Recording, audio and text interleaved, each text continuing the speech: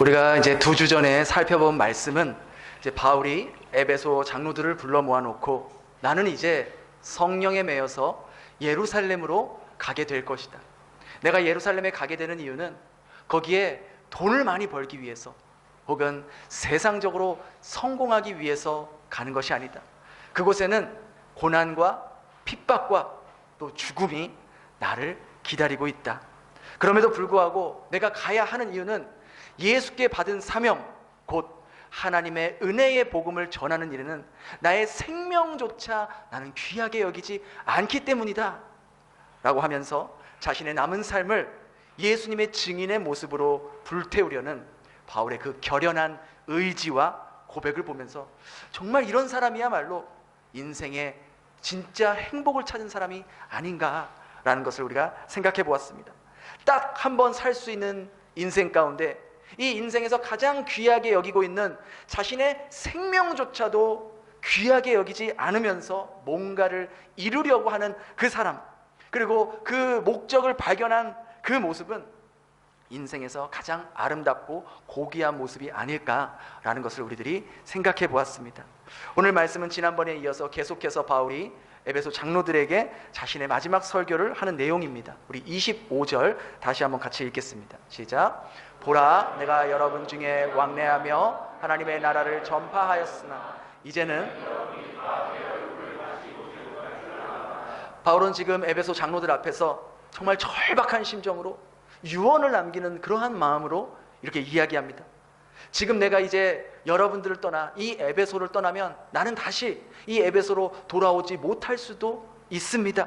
이제 우리가 여기서 헤어지면 저와 여러분의 만남이 오늘이 이 시간이 마지막 만남이 될 수도 있습니다 라는 것을 말합니다.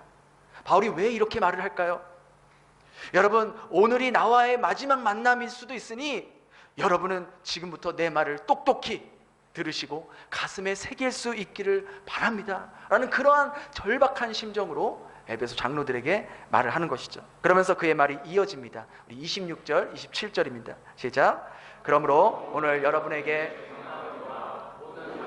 피에 대하여 내가 깨끗하니 이는 내가 꺼리지 않고 하나님의 뜻을 다 여러분에게.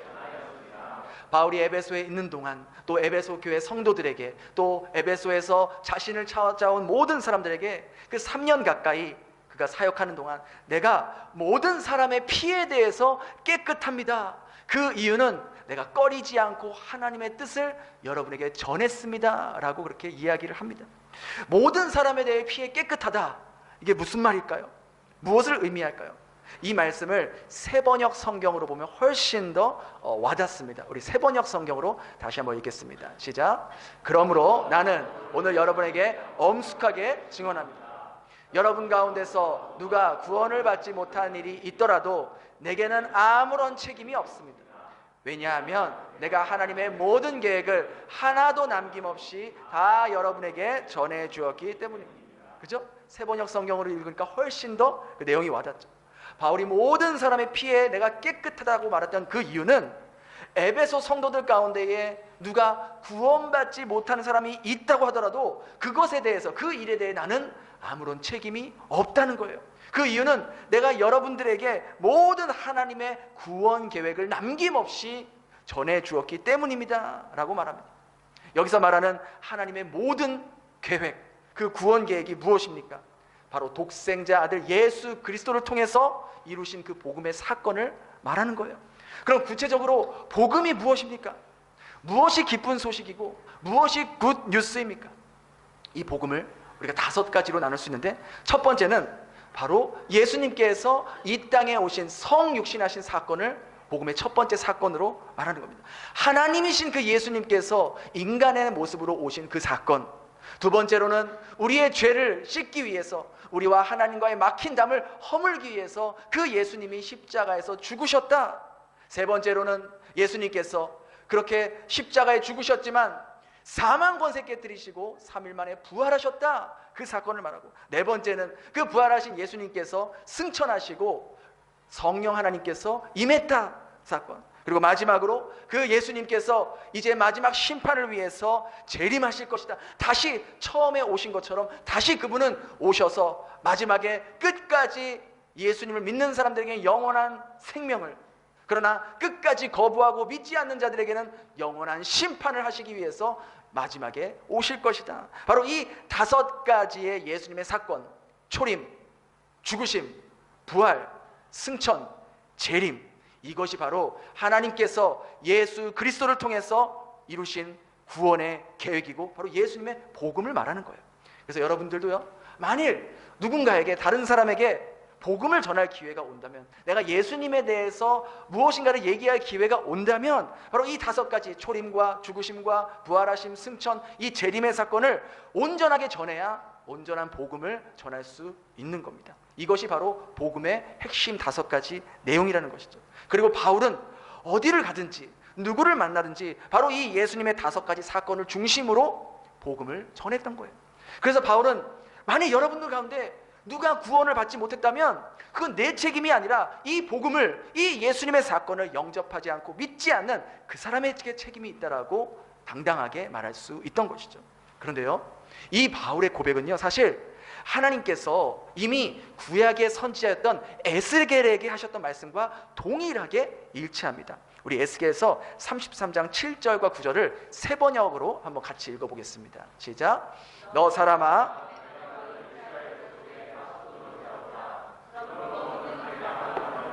나를 대신해 그들에게 경고하여라. 내가 악인에게 말하기를 반드시 죽을 것이다 하였는데도 내가 그 악인에게 말하여 그가 악한 길을 버리고 떠나도록 경고하지 않으면 그 악인은 자신의 죄가 있어서 죽을 것이지만 그 사람이 죽은 책임은 내가 너에게, 9절, 내가 악인에게 그에게 길을 떠나서 거기에서 돌이키도록 경고하였는데도 그가 자신의 길에서 돌이키지 않으면 그는 자신의 죄 때문에 죽지만 너는 목숨을. 하나님께서 이 생명의 말씀, 구원의 말씀을 에스겔에게 주신 것은 에스겔로 하여금 그가 하나님의 말씀의 파수꾼으로 세우기 위함이었어요. 여러분, 파수꾼이 뭐 하는 사람입니까?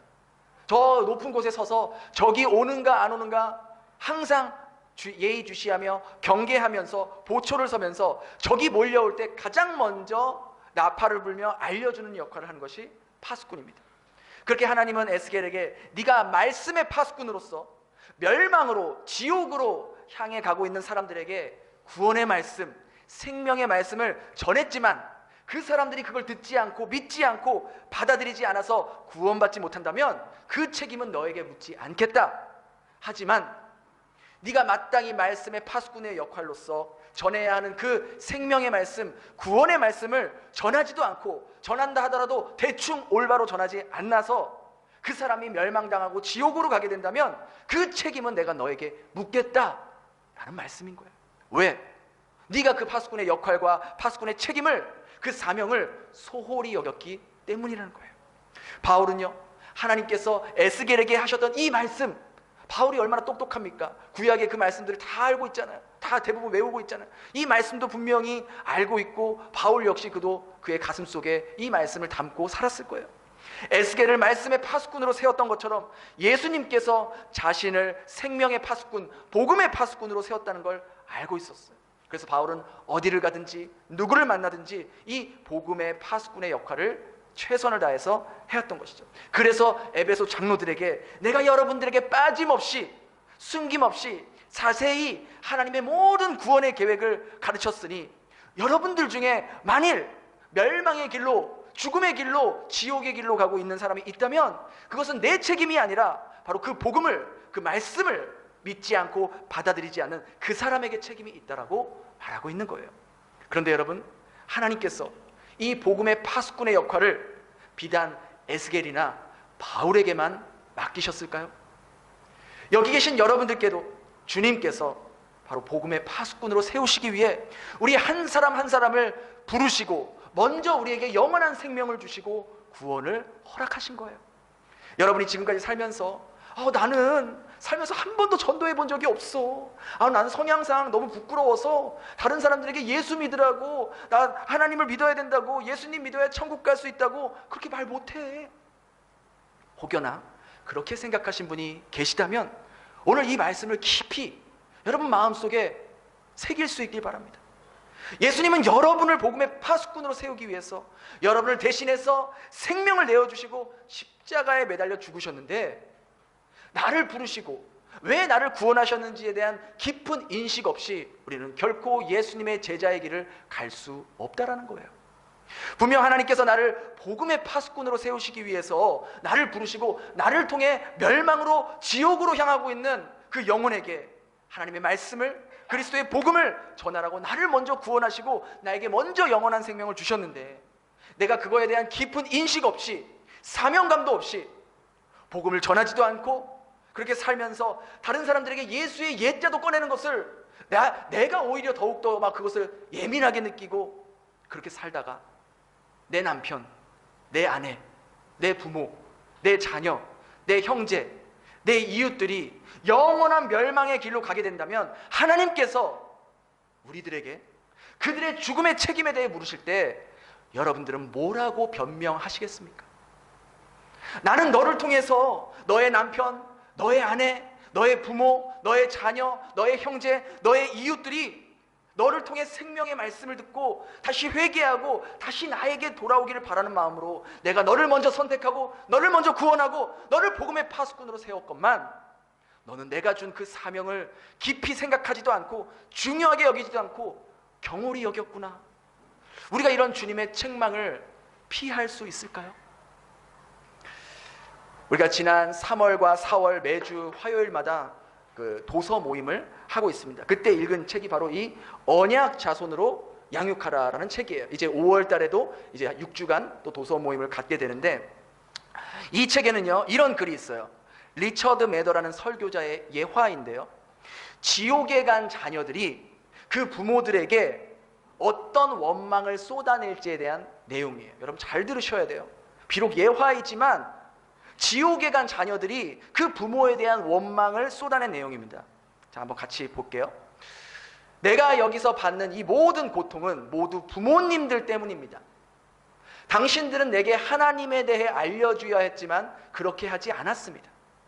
당신들은 우리를 죄로부터 멀리하고 바로 잡아줘야 할 책임이 있었으나 그렇게 하지 않았습니다.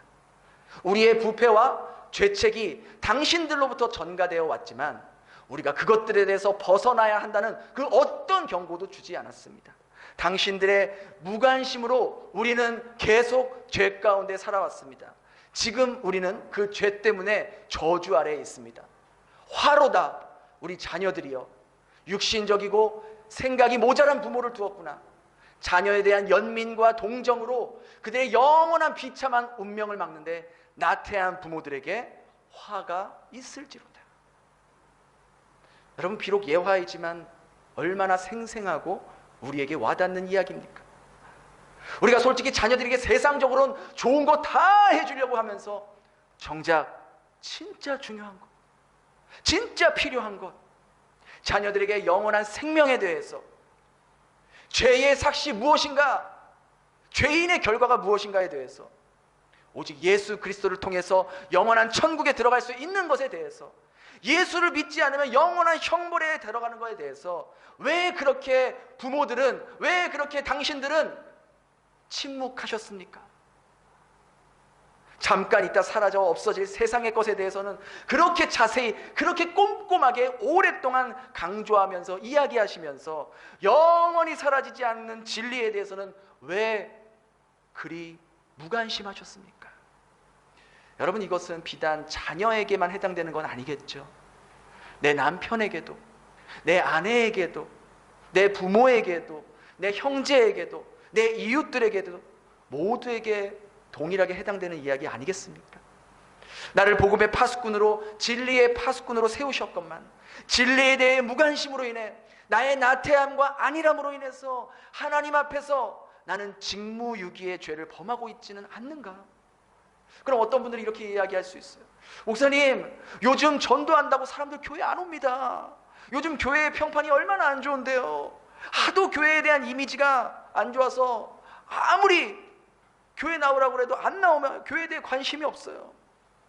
여러분, 하나님은요 여러분들에게 단 한 번도 다른 사람을 교회로 나오라고 하신 적이 없어요.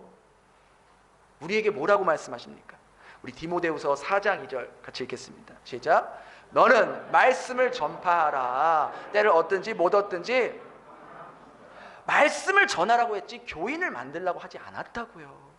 우리 사도행전 1장 8절도 같이 읽어볼까요? 시작. 땅끝까지 이르러 내 증인이 되라. 증인이 되라고 했어요. 증인이 뭐예요? 내가 보고 듣고 경험한 것을 그대로 말하는 사람이에요. 예수님은 단 한 번도 여러분들에게 다른 사람 교회로 데리고 와라, 교인이 되게 하라, 그런 말씀을 하신 적이 없어요. 왜? 그 일은 우리가 하는 게 아니에요. 우리가 할 수도 없어요. 우리는 단지 말씀을 전하는 것뿐이에요. 복음을 전하기만 하면 되는 거예요. 하나님께서도 에스겔에게 그렇게 말씀하셨잖아요. 니들이 말씀을 전해서 그들이 안 돌아오면 너에게 책임을 묻지 않겠다. 그러나 그들이 멸망의 길로 감해도 네가 말씀을 전하지 않으면 그 죽음의 책임을 너에게 묻겠다라고 말한 거잖아요. 우리는 말씀의 파수꾼의 역할만 하면 되는 거예요. 우리가 그렇게 말씀의 파수꾼의 역할을 하면 그 다음에는, 그 다음 스텝은 하나님이 하신다고요. 우리가 복음을 전할 때 하나님께서 그들의 마음 가운데 역사하셔서 회개할 자는 회개하게 하시고 돌아올 자는 돌아오게 하시는 거예요. 우리의 역할은 전하는 것, 거기까지예요. 그들이 예수님을 영접하는 일, 그들이 교회에 나와서 예배 드리는 일, 그것은 우리의 말이나 우리의 노력이나 우리의 열심으로 되는 것이 아니라 성령께서 역사하셔야지 가능하다는 거예요. 성령께서 우리의 말과 우리의 섬김과 우리의 기도를 통해서 일하시는 거지, 우리는 단지 도구이고 통로일 뿐이라고요. 여러분, 요즘 다 교회가 어렵다고 합니다. 새신자가 없다 그래요. 점점 성도 수도 줄고 있다고. 한국도 그렇고 여기 베트남도 마찬가지예요. 제가 매달 한 달에 한 번씩 교회 협의회 호치민에 있는 모든 교회 목사님들 만나서 함께 예배드리고 또 어려운 일들을 통해서 또 같이 기도하고 또 서로 교회의 사정이나 이런 것들을 함께 나누고 또 기도하고 그러거든요. 근데 여러분, 아무리 교회가 어렵고 힘들고 그런다고 해도 그래도 계속해서 구원받는 영혼들이 늘어나는 교회들이 있어요. 한국뿐만 아니라 여기에도 있다고요. 그런 교회가 어떤 교회인지 아세요? 끊임없이 계속해서 복음의 파수꾼의 역할을 감당하고 있는 교회들이에요. 끊임없이 한 영혼을 위해서 기도하고 전도하는 교회라고요. 다들 요즘 다 전도하기 어렵다고, 전도 안 된다고, 그저 교회들 간에, 그 성도들 간에 수평 이동만 있다고, 교회 옮기는 사람만 있지 새로운 사람이 안 온다고. 아니에요. 이렇게 복음을 전하기 힘들고 말씀을 전하기 힘든 이 힘든 상황 가운데서도 정말 이 기록된 말씀대로 그냥 이 말씀에 순종해서 때를 얻든지 못 얻든지 말씀을 전하고 복음을 전하고 파수꾼의 역할을 감당하면서 증인의 삶을 살려고 하는 그런 성도들이 모이는 교회, 그 교회는 하나님께서 끊임없이 구원받아야 할 영혼을 보내주시고 내적으로나 외적으로나 하나님께서 부흥케 하시는 하나님의 역사하심을 경험하게 된다는 거예요. 지난주에 우리가 부활절 예배를 드렸잖아요. 부활절 예배 때 이제 마지막 베트남에서 마지막으로 예배드렸던 조신경 김보미 성도님 가정이 있었어요. 이제 지난 화요일 날 한국으로 완전히 귀국했거든요. 새신자 환영회 때 참석했던 분들은 이제 누군지 아실 거예요. 근데 이 가정은요, 사실 우리 교회에서 함께 예배드린 지 6개월 정도밖에 안 됐어요. 6개월 정도밖에 안 됐으니까 작년 10월부터 이렇게 예배를 드렸는데 그 6개월 중에도 거의 절반은 뭐 온전히 이렇게 주일날 예배 또 나오지 못할 때도 있었어요. 그래도 두 아이 데리고, 깐난 아이, 어린 아이 데리고 예배에 참석하려고 노력했던 그런 부부였어요. 근데 원래 이 남편은 신앙이 있었는데 아내가 아예 신앙이 없었어요. 예수님을 아예 믿지도 않고 교회도 우리 교회를 거의 처음 나오는 그러한 가정이었단 말이에요. 근데 우리 교회 이제 정은혜 집사님의 이제 통해서 이제 우리 교회에 나와서 이제 예배를 드리고 이렇게 이제 아이들과 예배를 드렸는데 지난 이제 부활절 예배를 드리고 한국으로 완전히 들어간다는 소식을 듣고 제가 지난 화요일 날 같이 점심 식사를 하면서 이제 마지막으로 또 이제 교제 나누고 또 기도하는 그런 시간을 가졌어요. 근데 밥을 먹는데 이 아내분, 이 김보미 자매님이 이렇게 말을 하는 거예요.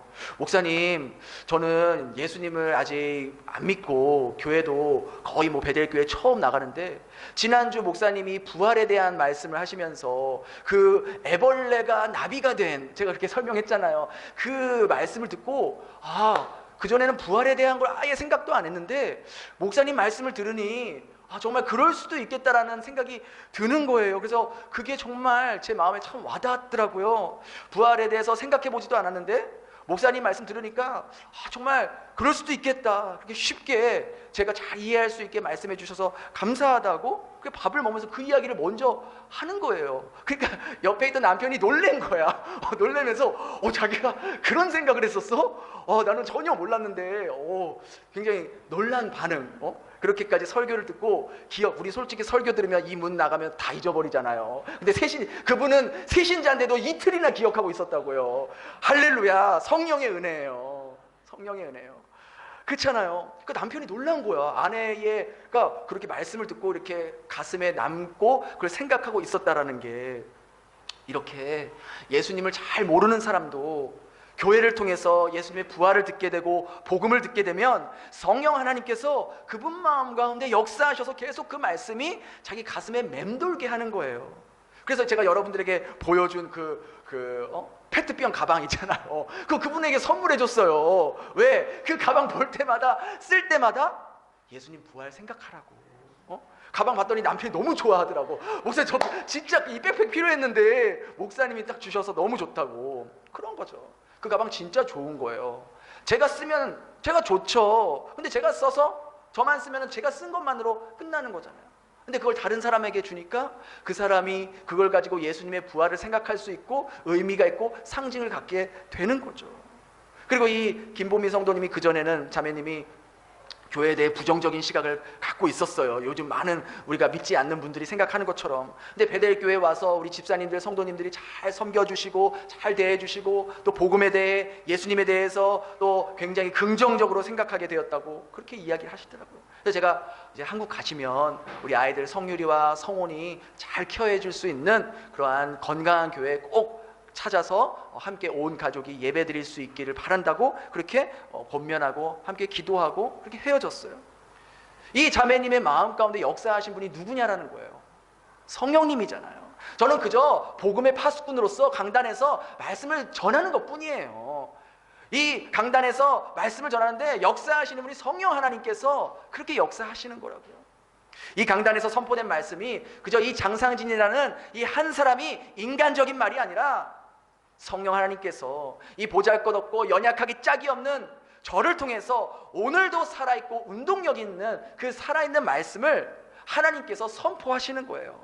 그리고 그 선포된 말씀은 우리 각자에게, 오늘도 마찬가지예요. 제가 이렇게 전했지만 여러분 각자에게 다 다르게 적용되고 성령께서 각자에게 다 다르게 말씀하신다고요. 우리 데살로니가전서 3장 13절 같이 읽겠습니다. 시작. 너희가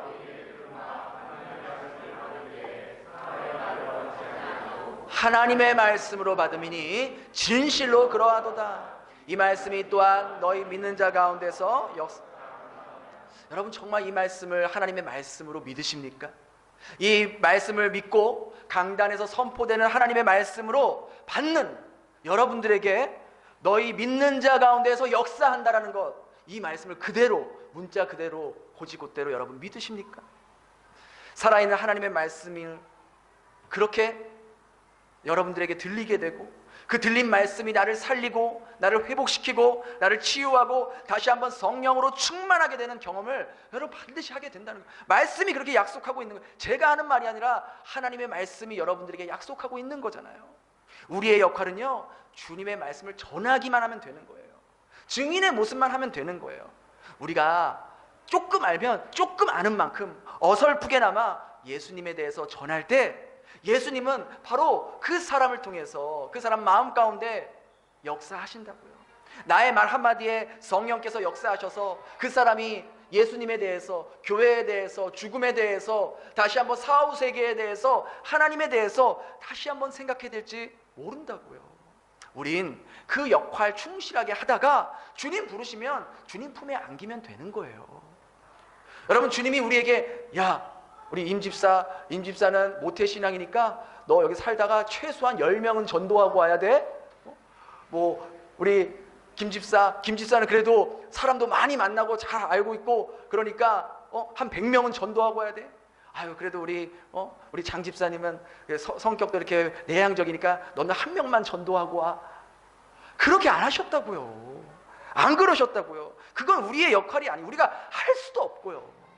단 겸손한 모습으로 인내함을 가지고 그렇게 파수꾼의 역할을 하고 말씀을 전할 때 하나님 바로 그런 우리의 삶의 모습을 보고 우리의 삶을 통해서 지금도 멸망으로 가고 있고 멸망으로 달려가고 있는 그 한 영혼을 구원하실 것이고 죄의 저주 아래서 죄의 굴레 아래서 벗어나지 못하고 있는 그 영혼을 죄의 굴레 밖으로 건져내신다는 거예요.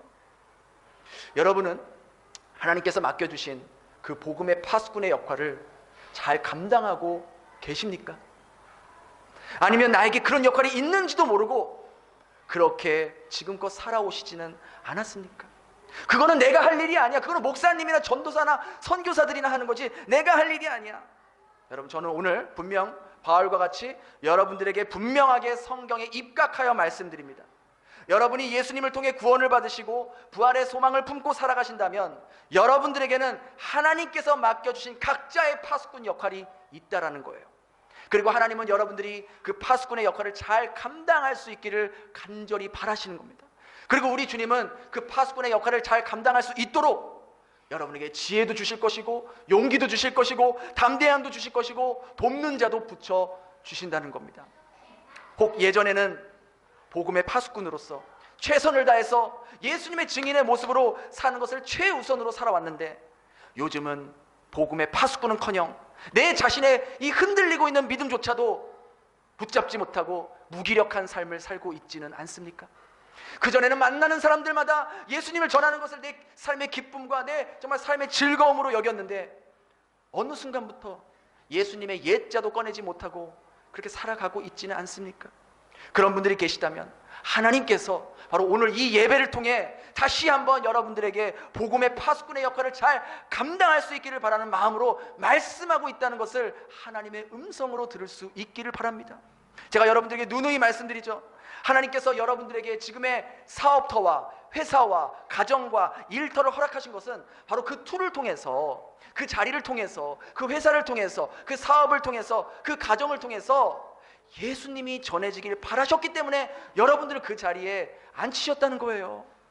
여러분이 돈 많이 벌고 세상적으로 성공하고 높은 위치에 앉으라고 그 자리에 보내신 게 아니라 여러분을 복음의 파수꾼으로 세우기 위해서 그 자리로 세우신 거라고요. 여러분의 진짜 정체성은 지금 여러분이 다니고 있는 그 회사에 여러분이 목사이고 여러분이 선교사란 말이에요. 여러분이 여러분의 가정의 제사장이라고요. 우리가 주일날은 이렇게 함께 모여서 다 같이 모여서 예배 드리는 모이는 교회로 모이지만 이제 주중에 월, 화, 수, 목, 금, 토는 여러분이 하나님께서 보내주신 그 각자의 자리에서 각자의 일터에서 흩어지는 교회로 여러분의 삶으로 하나님께 예배 드리는 흩어지는 교회가 되는 거예요. 주일날은 모이는 교회, 주중에는 흩어지는 교회로 여러분은 살아가는 거예요. 하나님이 여러분을 그 자리로 보내셨다는 것을 믿으시기 바랍니다. 그 프라이드를 가지세요. 그 자부심을 가지라고요. 누가 나를 그 자리에 보낸 건지, 누가 나를 여기에 사장으로, 나를 직원으로 보냈는지, 나는 누구에게 속한 사람인지 그 자부심을 가지라고요. 나는 하나님께서 보내신 이 회사의 선교사다. 나는 이 가정의 제사장이다. 그 자부심을 가지란 말이에요. 우리가 그렇게 기록된 하나님의 말씀, 어렵지만 힘들지만 순종하며 나아갈 때 하나님은 동일하게 이 기록된 말씀들을 우리 삶 가운데 반드시 실현시킬 거라고. 그러하도다 이 말씀이 또한 너희 믿는 자 가운데서 역사하느니라. 이번 한 주도 하나님께서 허락하신 여러분의 일터에서, 여러분의 가정에서, 만나는 사람들과의 관계에서 복음의 파수꾼으로, 회사의 선교사로, 가정의 제사장으로 담대하게 주님의 증인의 삶을 살아갈 수 있는 저와 여러분 될 수 있기를 예수님 이름으로 축원합니다. 우리 이 시간 찬양하면서 또 함께 기도하는 시간 갖도록 하겠습니다. 우리 찬송가 498장입니다.